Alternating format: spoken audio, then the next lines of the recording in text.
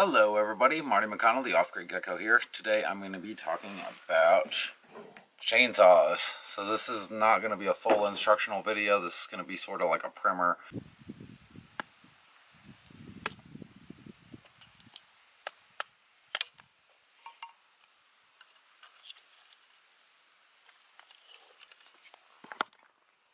Don't choose a chainsaw by bar length. In my opinion, if you're going to get a chainsaw, get the best one that you can get for whatever you're looking at.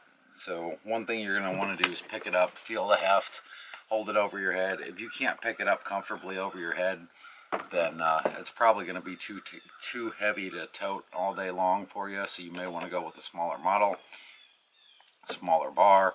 Chainsaws make quick work of busting up logs and cutting down small trees, bucking trees, taking care of yard waste. There's just a number of different applications. Now you can get two that I know of types of chainsaws. You can get electric chainsaws and you can get gas powered chainsaws. I prefer gas power just because I don't have to worry about plugging this thing into an outlet to charge up a battery, and I don't have to worry about the battery running dry. Like my battery is this, and that's not running out anytime soon because I just filled it up. I've been a Stihl guy forever. Husqvarna makes really good chainsaws. Echo makes fairly decent chainsaws. There's a lot of different brands. You want to get something that can be maintained in your area. If you don't want to learn how to work on this guy, then you need to have a service dealer that you can take it to get problems corrected and fixed when something breaks on it. Now, the initial cost of a chainsaw might be a little bit of sticker shock. You can get them as low as in like the $200 to $300 range, and the sky's the limit on the upper end. But I picked the 250 because it's small enough that I can carry. It is still strong enough to muscle through most of the work that I need it to do. It'll power through those big jobs whenever they come up, but those are rare jobs. Like I don't need a logging chainsaw to come out here and cut a couple trees. Most chainsaws will have a gasoline cap and an oil cap. Okay, now the oil cap here is not motor oil, it is bar oil. And what this oil does is it seeps out down here, it gets onto the chain, and that lubricates the bar as the chain goes around so that it doesn't overheat, because if these links get hot, then they get soft, and if they get soft, then they lose their cutting edge faster. So bar oil is something to have. When it comes to brands and bar oil, don't get suckered into any kind of BS. This stuff doesn't stay in the saw long enough to have to worry about breakdown problems and all this other stuff that you look at with engine oil.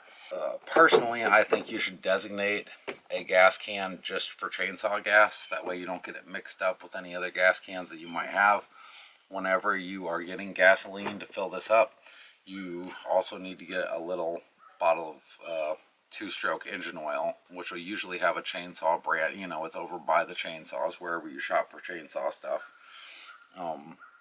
You mix that with the gasoline and it makes it work for this type of engine.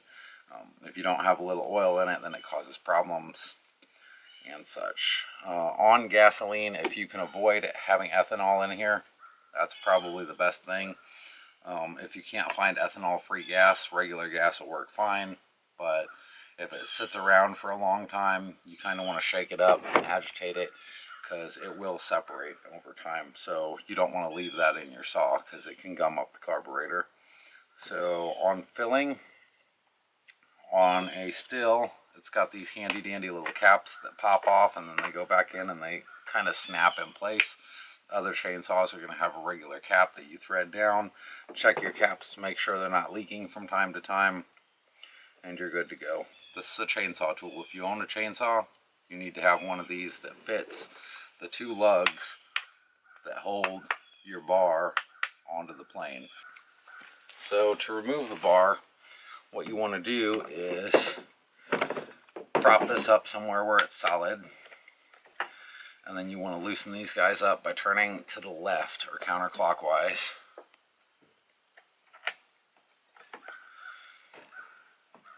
And on most chainsaws, on Stihls in particular, but I assume every other chainsaw company out there is probably about the same. You'll have to refer to your instructions if they're a little different.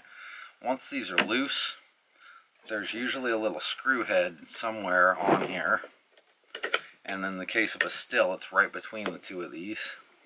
And you can adjust that screw that'll adjust the tension on the blade. And I'm just going to back that guy out a little bit so I don't have problems. Loosen that guy up a little bit, and then you should be able to just spin these guys off. Now what I like to do is apply pressure to this plate and then remove these by hand.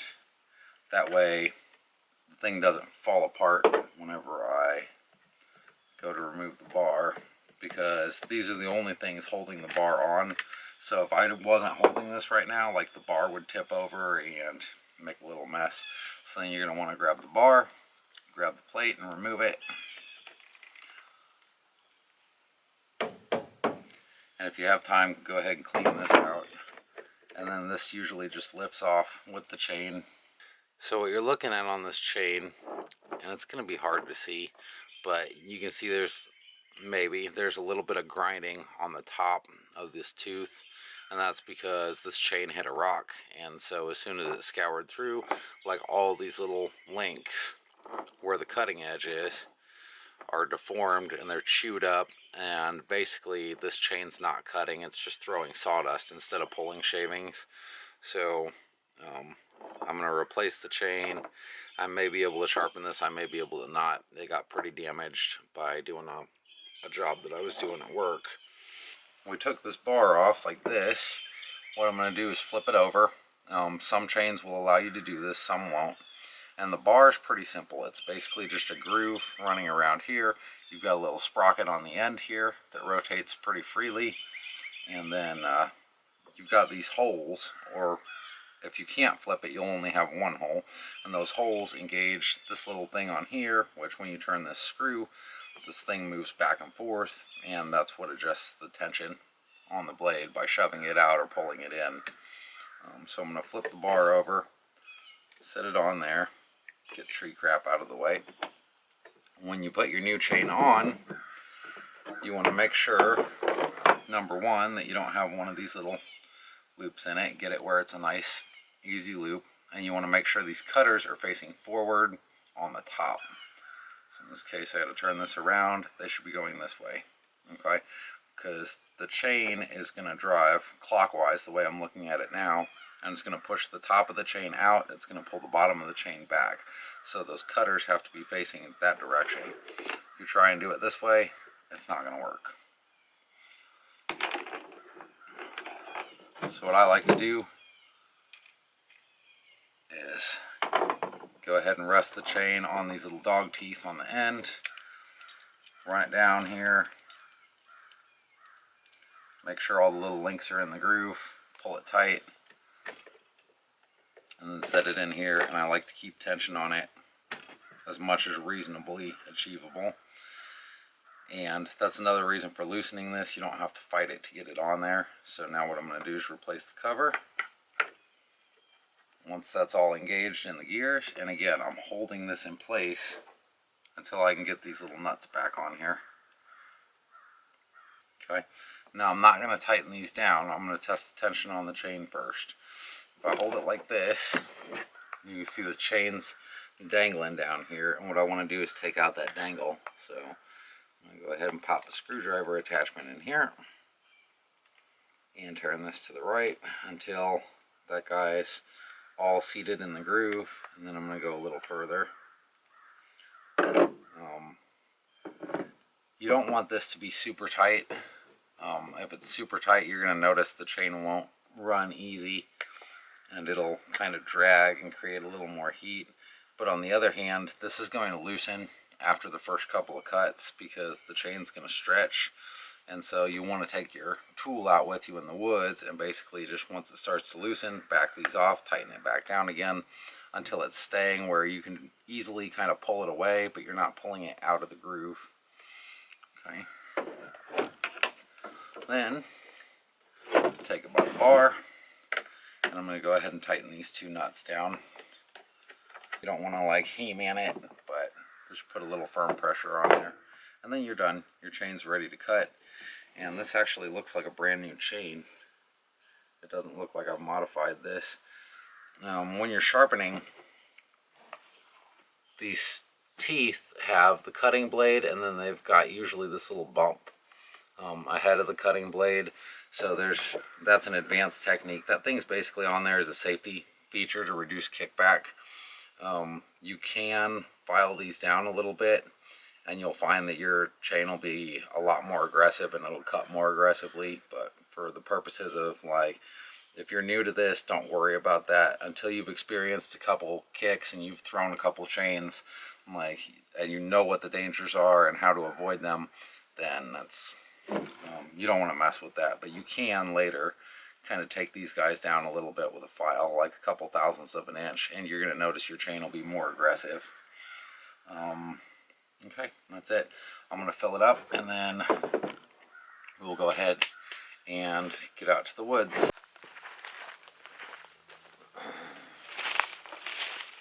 Before I start the chainsaw up, because it's going to be loud, I want to talk about how to select trees, so tree selection, it depends on what you're doing. Like, a lot of times you're going to be looking for deadfall, you're going to be chopping up branches or whatever, but if you do need to cut a tree down, the first thing you want to do is clear as much of the crap around it as possible. You can do this with the saw once you get a little experience and everything. Like these two, I'll probably just knock out of the way with the saw. That way I've got plenty of room around here, because if any part of that saw binds up on something, or if it hits something behind where you're cutting that you can't see, that adds a tendency to kick. It adds a possibility that you could throw a chain, which is not a fun experience the first time you do it. And then the next thing you want to look at is which way is the tree leaning. So the best way to do this is stand at the base of the tree and just look straight up. And I can see this tree has a pretty good lean that way. There's no canopy on it, like the top got blowed out in a storm. So I can tell right away the tree's tendency is going to be to fall that way. Okay, now depending on how you cut into a tree, just like an axe, you can like change the course that it's going to fall. This is coming down just to the left of the tailgate on my truck, so I probably want it to fall more this way. So in order to facilitate that, I'm going to make a small cut on the direction that I want it to go, which is still in the plane of, like, it's in the general direction of where the tree wants to fall anyways. I'm not going against the grain. But it will, when it breaks, there will be a very thin section here, so it can only break that certain way, and it's going to have momentum moving that direction, and you can, like, sort of steer it down. You can't go too far off of where the tree wants to fall, though, without wedges.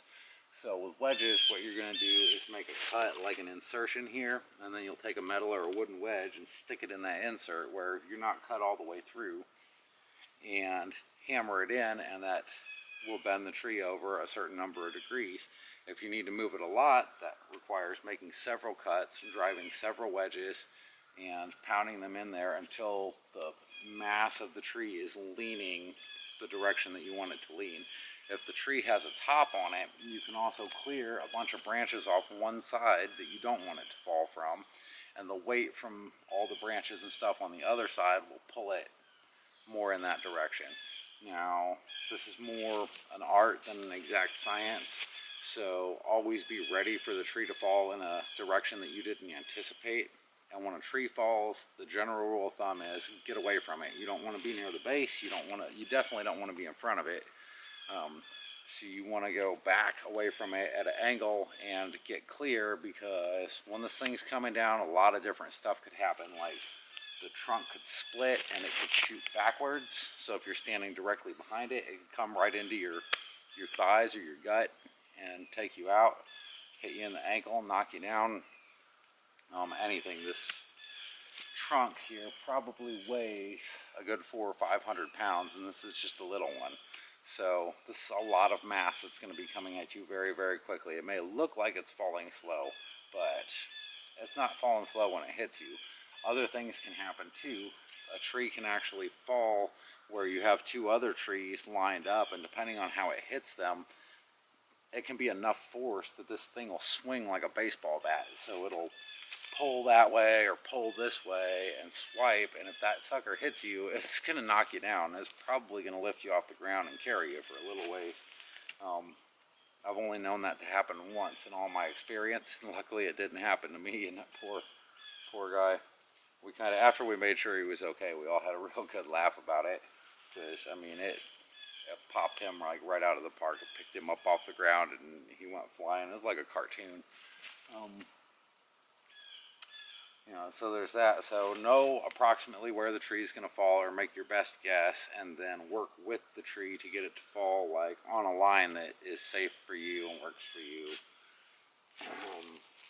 Clear all the brush out before you start cutting. So this is a pretty easy one. It's already leaning that way. I'm probably just going to cut in a little notch from the front just to make sure it's got some give and it can start going the way that I want, and then cut the back out of it and let it drop where it's going to drop. Everything's pretty clear, and I'm pretty sure this guy's going that way, so I've got plenty of space for my truck. So even if I can't get it to steer over this way and it just falls that way anyways, I'm still clear on that road. The top, you want to worry about what the branches are going to take out on their way down. So the area that it's going to fall is at least as tall as the tree is, you know, going in whatever direction, whatever range of directions that it might go. So that's the area that needs to be clear of people and anything that you don't want destroyed. Like cameras. Starting this guy up. A lot of chainsaws, just like a lot of other lawn mowers and stuff like that, will sometimes have a little push button primer down here. On modern stills, you don't have a priming button. So what you want to do is flick this switch down, and you have to press the trigger to get it all the way down to full choke. I'm going to take a couple pulls on it until I hear the engine start to turn over. Then I'm going to move it up to half choke, and then it should take one more pull, or maybe 2 or 3 at the most. The engine will start, the chain's going to start spinning. If you don't want the chain to spin, there's also a brake somewhere on your chainsaw. Usually it's up here at the top. In the case of a still, it is the guard, but it'll be somewhere near the guard on pretty much every chainsaw. Alright, so your brake. Chain's moving nice and freely right now, especially in the forward direction. If I push this forward, it locks the chain in place. You can start it that way. I like to start it with it spinning, because this guy has a little trouble with getting up in the morning, so to speak. So I'm going to hold down the button after I get it started, and once that happens, this key will move automatically from half choke to wide open, and I'm going to let it run for several seconds. That just gets the gas and the oil and everything gets mixed through there, and like it just warms everything up so that it'll keep running. Otherwise, sometimes you take a little short vroom vroom and then it just stops and you have to start it again, so it's a pain in the butt.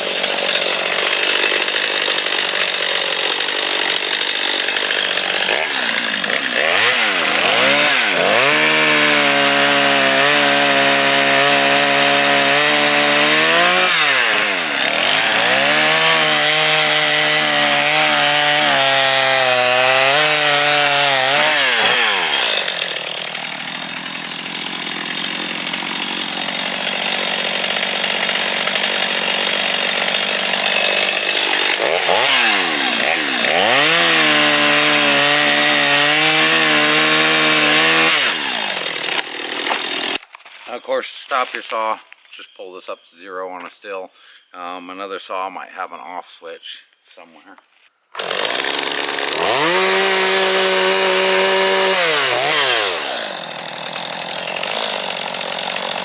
I'm also bracing this with my leg to keep it from pulling back, to keep it from rolling, like you can put your foot on top of it.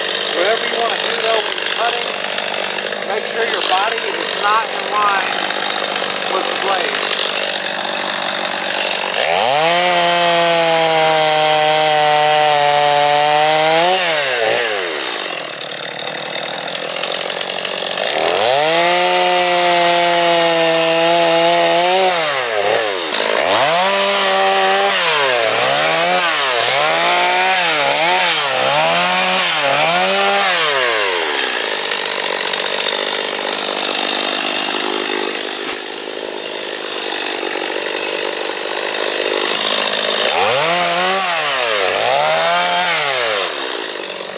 I cut all my logs to a standard 18-inch length, which also happens to be the length of my bar. So I basically set my bar on there, mark a point in my head, and that's where I make my cut. So I'm always left over little pieces like this. Good for making small fires, or if you want to chop this up to do a project with it, it works for that. And then of course the fun part, log cleanup. Just know where the saw is. If it goes one direction or the other, or something slips, or it goes through faster than you think it's going to, then that sucker is moving in that direction. So keep your body out of the way of it. Be very, very cautious cutting close to the ground so that you don't go all the way. You know, if you have to slow down your cut to make sure that you don't touch the gravel, then do that, because sharpening is a pain in the butt, especially when you scar up a chainsaw beyond normal repair condition. So that's it. Introduction to chainsaws. Marty the Off-Grid Gecko. Stay tuned by subscribing, and tell your friends about the video. If you know somebody that's just getting into chainsaw and they want a little help, maybe this can help them out. Like, show them this video. And I hope you guys will come back for more. I'm going to start getting more of these logs loaded up on that trailer so that I can start splitting today. Have a good day.